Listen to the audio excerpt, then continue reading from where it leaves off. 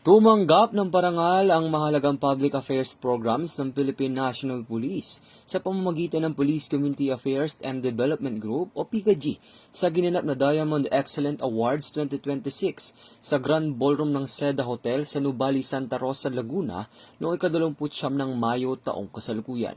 Ang Diamond Excellent Awards ay isang pagtitipon na nagbibigay pugay sa mga natatanging individual, public servants, business institutions, professionals, advocacy groups at organisasyong may mahalagang ambag sa serbisyo publiko, pamumuno, komunikasyon, community development at iba pang adhikain para sa kapakanan ng mamamayan. Sa naturang gabi, ginawaran ng Police at Your Service ng Public Safety Action Award ang Sumbong New Action agad ng Outstanding Public Service Award at ang Police News Network ng Media Excellence in Law Enforcement Award.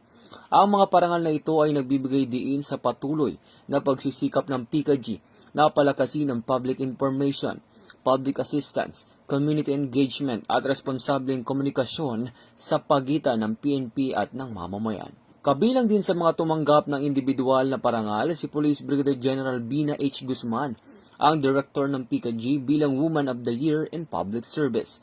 Ang naturang parangal ay sumasalamin sa kanyang pamumuno sa pagpapalakas ng public affairs, community partnership at mga programang naglalayong mapalapit ang PNP sa mamamayan sa pamamagitan ng serbisyong mabilis, tapat at nararamdaman.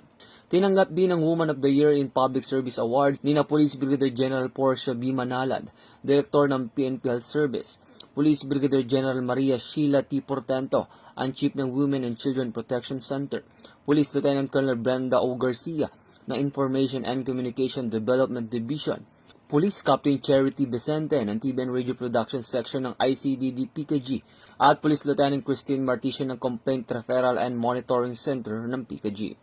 Samantala, ginawaran din si Police Colonel Alex M. Apolonio, ang Chief ng CRMC PCAG, bilang Man of the Year in Public Service. Tumanggap din si NUP Loretta B. Concepcion ng ICDD PCAG ng Man of the Year at Animal Welfare Hero of the Year. Kasama rin sa mga PNP personnel na nagtamo ng parangal si Police Captain Precious Charmaine Lee bilang bahagi ng mga individual na nagpakita ng dedikasyon sa kanilang larangan at kontribusyon sa serbisyo publiko. Ipinapakita ng mga parangal na ito ang patuloy na pagsisikap ng PCAG at ng buong PNP na maghatid ng mga programang may malasakit, may pananagutan at tunay na nararamdaman ng mamamayan.